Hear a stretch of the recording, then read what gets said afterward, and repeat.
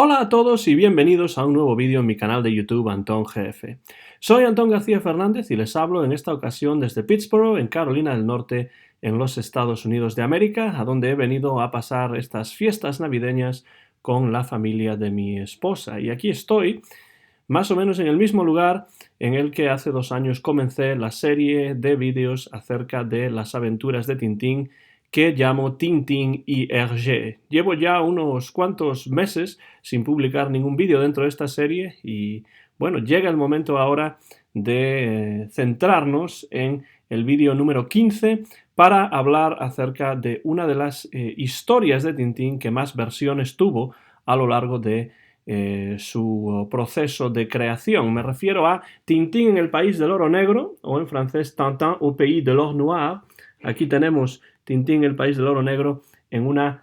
traducción al inglés como Land of Black Gold. Y de esta obra vamos a hablar en este 15º episodio de la serie acerca de Tintín y Hergé. Con la Isla Negra, sin ninguna duda,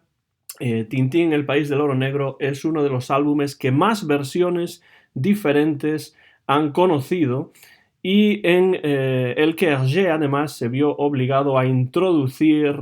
muchas modificaciones por diversas razones de las que vamos a ir hablando en este vídeo. Esto para mí, sin ninguna duda, es un ejemplo de la evidente versatilidad de Hergé como dibujante, como creador, como narrador, porque Hergé era un hombre que no abandonaba nunca una idea que le gustaba por muchos y muchos años que pudiesen pasar. Y esto está clarísimo en el caso de Tintín en el País del Oro Negro. Terminada la historia bipartita, las 7 bolas de cristal y el Templo del Sol, que hemos comentado en vídeos anteriores, Hergé echó la vista atrás para recuperar una narración que ya había iniciado en el Petit XXe, pero que se había visto interrumpida en el año 1940 debido a los acontecimientos de la Segunda Guerra Mundial y a la ocupación de Bélgica por las fuerzas nazis. A lo largo de su historia,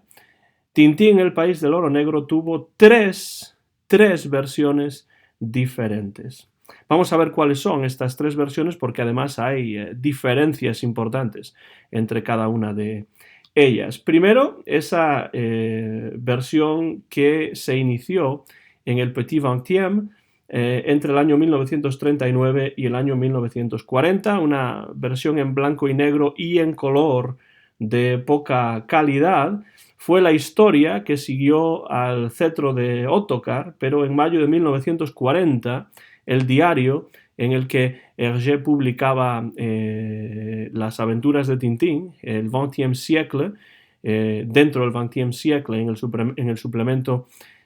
para la juventud Petit XXe, pues ese diario se cerró al iniciarse la ocupación nazi. Y la aventura de Tintín, el País del Oro Negro, se interrumpió aproximadamente en lo que sería después la página 25-26 de la versión en color, que es esta parte, esta página, este momento de la historia en la que el Dr. Müller está a punto de acabar con Tintín. Pues en ese momento clave de ese inicio de la historia, la aventura se tuvo que interrumpir, una historia en la que uno de los personajes malvados, uno de los villanos era alemán, pues no era una buena historia, en un momento en el que los nazis ocupaban Bélgica y por tanto Hergé decidió ponerse a trabajar en otra historia diferente, en otra aventura diferente, que sería El Cangrejo de las Pinzas de Oro, álbum que ya hemos comentado aquí y que es el primero en el que sale el Capitán Haddock, es decir, en Tintín, el País del Oro Negro, todavía no salía en esta primera versión, no aparecía el Capitán Haddock, que nacería un poco después en la historia de El Cangrejo de las Pinzas de Oro. Ese Cangrejo de las Pinzas de Oro es un álbum que no tiene un contenido explícitamente político y por tanto es un álbum que funcionaría mejor en el contexto de la ocupación nazi de Bélgica. Pero si seguimos adelante en la historia y llegamos al año 1948, específicamente al mes de septiembre de 1948, es entonces cuando Hergé, después de terminar Las 7 bolas de cristal y El templo del sol en el Journal Tintin o el semanario Tintín, Hergé recupera esta historia que se había interrumpido 8 años anteriormente. Tiene entonces Hergé que introducir al Capitán Haddock, claro, porque en el nuevo universo de Tintín del año 1948 hay algunos personajes nuevos que no existían todavía en 1939 y 1940. El Capitán Haddock es uno de ellos, el profesor Tornasol es otro de ellos. También tiene que hacer mención al castillo de Moulinsart, en el que vive el Capitán Haddock, y estos eran elementos, todos ellos, que no existían en 1940, pero ahora sí. Y los lectores de Tintín de finales de los 40 no podrían comprender que hubiese una historia o una aventura de Tintín en la que no apareciesen estos personajes. Entonces, ¿cómo puede Hergé solucionar el problema? Pues lo hace de una manera muy interesante, y es que introduce al Capitán Haddock al principio de la historia. Y en el contexto prebélico del inicio de esta historia, el capitán ha sido movilizado y puesto al mando de un barco mercante por si acaso estallase una guerra. Entonces él participaría en esa guerra como un capitán de barco mercante que ha sido movilizado por la Marina. Esto explica que el Capitán Haddock prácticamente no aparezca en esta historia de Tintín, el país del oro negro, más que al principio llamando por teléfono a Tintín para informarle de esta movilización, con Néstor, el mayordomo, ahí en el fondo, viendo cómo el Capitán Haddock llama a Tintín. En realidad, Tintín, el país del oro negro, es una aventura de Tintín en solitario. Es decir, es como si volviésemos al Tintín del año 1940. Y el Capitán Haddock y el profesor Tornasol también aparecen al final. Y el Capitán Haddock, que aparece al principio y después al final, cuando llegamos a la parte final, nunca llega a explicar la razón de su ausencia en esta historia. Dice algo así como: es muy sencillo y a la vez muy complicado, pero el personaje de Abdalá le gasta una broma, creo que con un cigarro, y enojado, el Capitán Haddock dice que no va a contar su historia. Esto es la manera que tiene Hergé, que realmente no tiene una razón,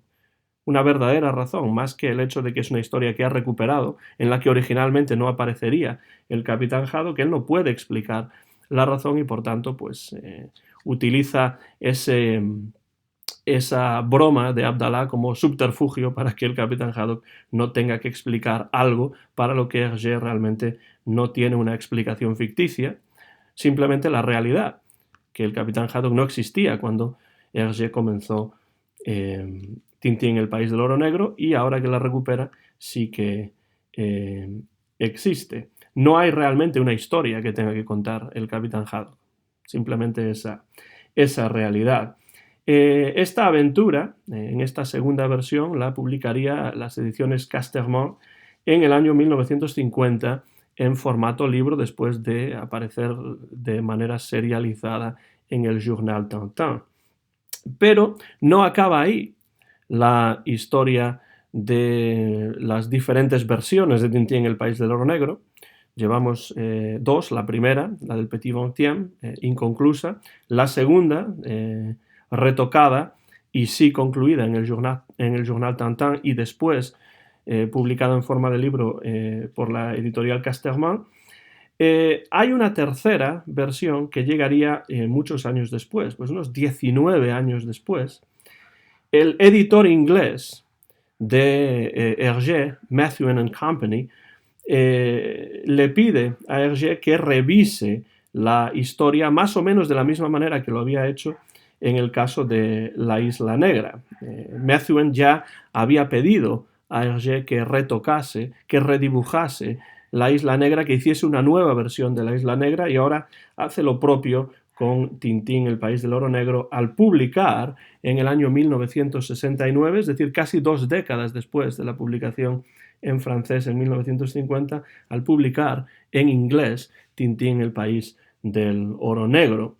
No es tanto un problema estético como un problema histórico. En el caso de la Isla Negra era más un problema estético. Había algunos dibujos, había algunas escenas que estaban un poco anticuadas desde el punto de vista del editor británico, pero en este caso la razón es más histórica. Han pasado 20 años, más o menos, desde 1950, y algunos elementos son anacrónicos a finales de los 60 para un lector británico, sobre todo el enfrentamiento de árabes y judíos contra los británicos en una Palestina administrada por los ingleses en una época previa a la creación del Estado de Israel. Entonces, en esta tercera y definitiva versión, que es precisamente esta versión que enseñé anteriormente, ahí en inglés Land of Black Gold, en esta tercera versión y última y definitiva, ya no tenemos esa lucha entre árabes y judíos contra los británicos, sino que lo que pasa a narrarse es la lucha entre el emir Ben Khalid Saab y su antagonista y su rival, el jeque Babeler. De esto habla largo y tendido Hergé en las conversaciones con Hergé de Numasadul, que aquí tengo en la edición francesa, Tintin et moi, entretien avec Hergé, y que por suerte Juventud, la editorial Juventud, publicó en español ya hace bastantes décadas. Y en la página, o en las páginas 106 o 107, Hergé explica las razones de esta modificación final. Dice: curioso destino el de esta historia. Empezó a aparecer en 1939 en Le Petit Vingtième y en Coeur Vaillant, en la revista francesa Coeur Vaillant, y se interrumpió en mayo de 1940 en la página 45. Se refiere a la página 45 de la versión en blanco y negro, que sería más o menos la página 25 o 26 de la versión en color. En septiembre de 1948 volví a partir desde cero, modificando el relato para el diario Tintin, y finalmente, y muy recientemente, claro, esta es una entrevista de principios de los años 70 y la modificación final la realizó en 1969,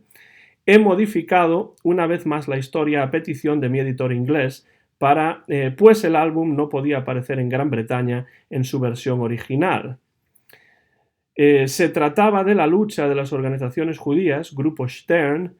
Haganah e Irgun, contra el ocupante británico antes de la independencia de Israel. Entonces había que cambiar esto. Para el lector belga o francés de aquella época, la historia sucedía en 1939. Aunque fuesen muy jóvenes para interesarse por los acontecimientos de Palestina, estos hechos estaban a la orden del día, ya que se hablaba de ellos a su alrededor. Para el joven lector inglés de hoy,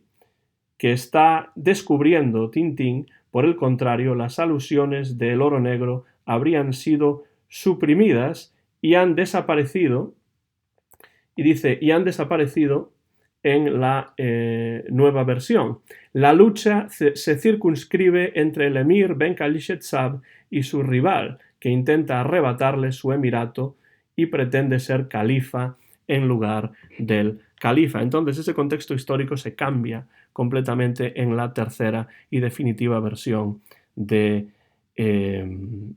Tintín en el país del oro negro, y Hergé explica claramente en esa conversación con Numasadul las razones para ello. Creo que era interesante leer las palabras de Hergé al respecto, porque creo que explica de una manera concisa y muy sintética las razones para estos cambios. Pero los cambios no son solamente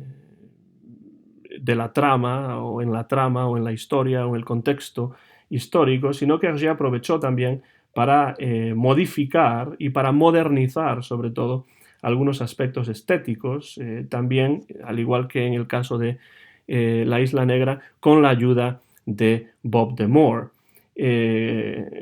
Cambiaron, por ejemplo, modificaron uniformes, barcos petroleros, todo ello se convierte en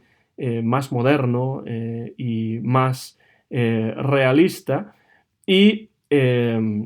esta tercera versión es la más difundida, la que se puede encontrar fácilmente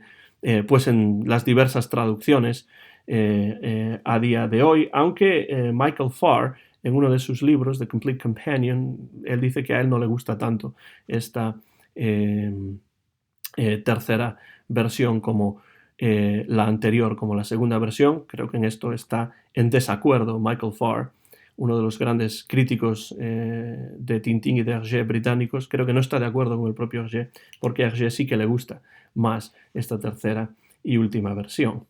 Si hablamos de la trama de Tintín, el país del oro negro, vemos ya desde el título que tiene mucho que ver con el petróleo. El petróleo había aparecido ya en álbumes anteriores de Tintín, como por ejemplo Tintín América, cuando los nativos americanos, cuando los indios americanos en sus reservas son desalojados porque allí se encuentran yacimientos petrolíferos, y entonces las grandes compañías petrolíferas hacen que haya que desalojar a toda esta tribu. También, por supuesto, aparece en La Oreja Rota como una de las razones principales de la guerra del Gran Chapo, en la versión del cómic, y la guerra real del Gran Chaco. Ya hemos hablado de esto en el vídeo acerca de La Oreja Rota, pero ahora volvemos a este tema del petróleo y de los intereses que se crean alrededor del petróleo, ya con el título de la obra Tintín en el país del oro negro. Vemos que ese oro negro, por supuesto, se refiere al petróleo, que es un carburante sobre el que se va a estructurar la trama de esta aventura. Ya desde el principio de la historia vemos que la gasolina explota incomprensiblemente al inicio de este álbum, y esto va a llevar a Tintín de Bélgica al Oriente Medio, donde se va a ver envuelto en el conflicto político entre el emir y el jeque, y también un conflicto económico a escala mundial por el control del petróleo en esa zona. Un papel importante, además, en esta trama lo va a tener el Dr. Müller, que vuelve a aparecer tras su primera incursión en el universo de Tintín en La Isla Negra, en este caso bajo el alias de Profesor Smith. Tenemos aquí uno de estos típicos casos en la obra de Hergé de polionomasia, es decir, un personaje que aparece en diferentes contextos bajo diferentes nombres, bajo un alias en este caso, que es el del Profesor Smith, pero realmente de quien hablamos aquí es del Dr. Müller, de nefasto recuerdo en La Isla Negra. Claro, ahora ya acabada la Segunda Guerra Mundial, no hay problema en tener a un villano que sea alemán como es el Dr. Müller. Era algo diferente cuando los nazis habían ocupado el territorio belga. Una cosa interesante de esta historia de Tintín, el país del oro negro, la conforman los diferentes personajes que aparecen. Algunos de ellos son recurrentes y algunos de ellos son nuevos, y además algunos de los que son nuevos pues van a tener importancia en historias posteriores de la serie de las aventuras de Tintín. Los personajes recurrentes, además del Dr. Müller, del que ya hemos hablado, pues son Hernández y Fernández, que van a ser una vez más causa de situaciones humorísticas, sobre todo cuando ingieren esas píldoras creadas por el profesor Tornasol, y empieza a crecerle los bigotes y el vello facial. Después tenemos a Oliveira da Figueira, que vuelve a aparecer, un personaje que es el comerciante portugués que ya había aparecido en Cigarros del Faraón y que en esta historia va a tener un papel más importante en la trama, porque va a ayudar a salvar a Tintín de una situación difícil en la que se encuentra, y en las conversaciones con Hergé, el propio Hergé muestra un cierto cariño por Oliveira da Figueira. Anuma Sadul es un personaje que le gusta especialmente, y el propio Hergé dice es un poco marrullero, pero es un amigo fiel. También vuelven a aparecer, aunque de una manera un poco postiza, un poco impostada, como ya hemos comentado, el capitán Haddock, el profesor Tornasol e incluso el mayordomo Néstor. Siempre hay, por supuesto, personajes recurrentes en estas historias de Tintín, que es lo que realmente va creando el universo de Tintín, le va dando forma y lo va haciendo de alguna manera especial. El hecho de que reconocemos a personajes que van apareciendo y reapareciendo a lo largo de la serie en diferentes aventuras, a veces espaciadas pues a lo largo de muchos años e incluso décadas, ¿no? Pero en este caso tenemos algunos personajes nuevos que no habían aparecido anteriormente, que aparecen aquí por primera vez y que son memorables realmente. Primero el emir Ben Khalid Sab y el jeque Babeler, que son enemigos íntimos. Ben Khalid Sab es un nombre bastante difícil de pronunciar, la verdad, pero es una deformación de la palabra de las palabras jugo de regaliz o zumo de regaliz en el dialecto bruselense, el magolien, que es un dialecto del francés y bueno, una mezcla del francés y holandés que se habla en Bruselas y que utiliza muchas veces Hergé para crear nombres de algunos de sus personajes. Y Babeler, el jeque,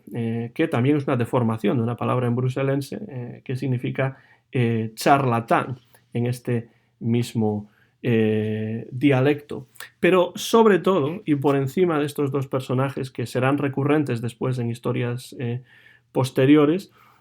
sobre todo por encima de ellos está Abdalá. Y Abdalá es un niño, es el hijo mimado,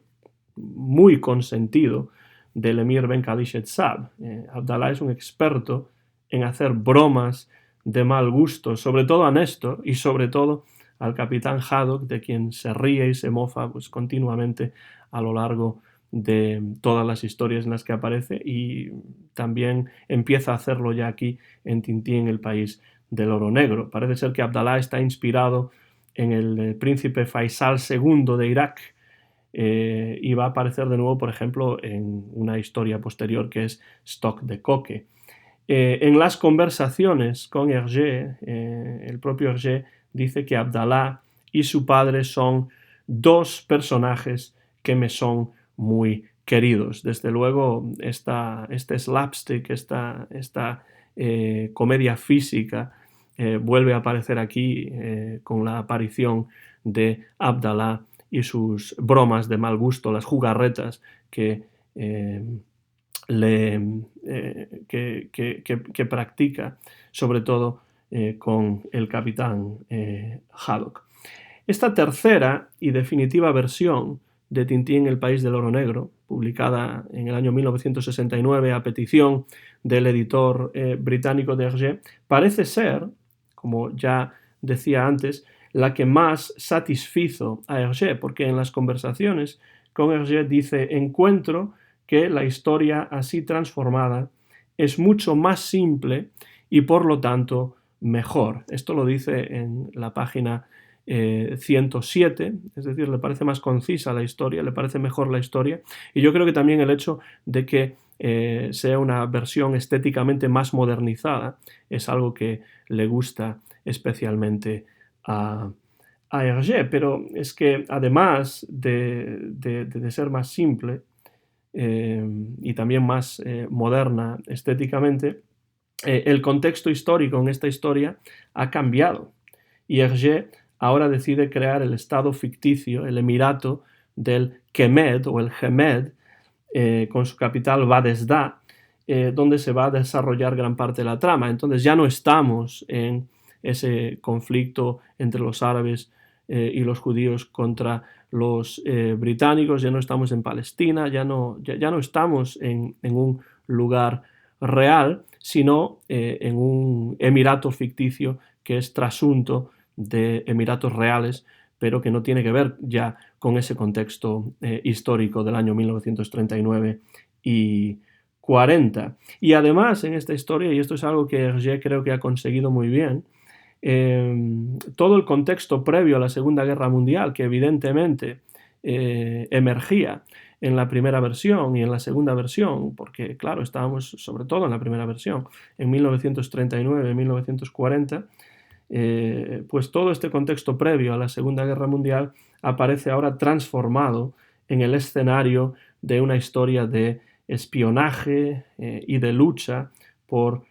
intereses económicos. Algunos críticos han comparado esto, pues por ejemplo,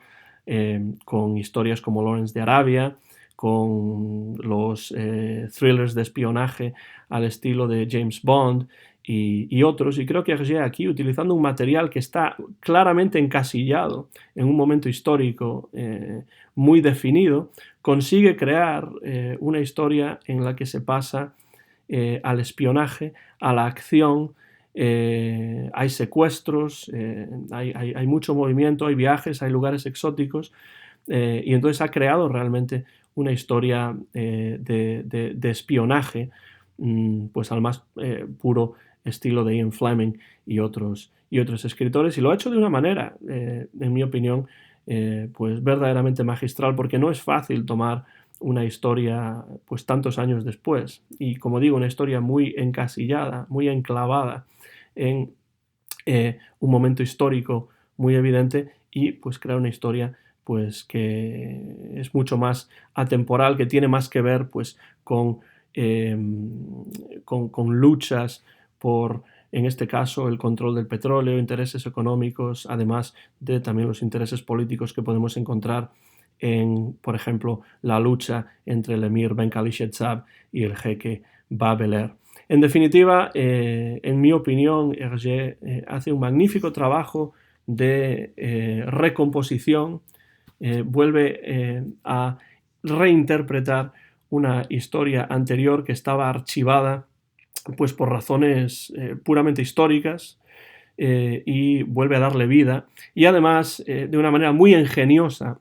es capaz de inscribir esa historia en el nuevo universo de Tintín, en el que ya además de Tintín y Milú tenemos a otros personajes importantísimos, fundamentales, como son el Capitán Haddock o el profesor Tornasol. Terminamos ya aquí, por tanto, este vídeo número 15 dentro de la serie Tintín y Hergé, y el siguiente vídeo que vamos a hacer pues nos va a llevar ya a una de las historias, uno de los proyectos probablemente más épicos, más icónicos y más reconocibles de toda la serie de las aventuras de Tintín y de toda la obra de Hergé, que es el viaje a la luna de Tintín, Milú, el profesor Tornasol, el Capitán Haddock y otros. Lo voy a dejar ahí porque vamos a hacer 2 vídeos muy pronto acerca de los siguientes volúmenes, la historia bipartita del viaje lunar de Tintín, que será Objetivo la Luna y aterrizaje en la Luna. Muchas gracias por su atención, como siempre. Se despide Antón García Fernández. Mío es el copyright de este vídeo, que se grabó en Pittsburgh, en Carolina del Norte, en los Estados Unidos de América, en directo y sin ningún corte, en el mes de diciembre del año 2019. Muchas gracias por su atención y hasta la próxima ocasión en mi canal de YouTube Antón GF y dentro de esta serie de Tintín y Hergé.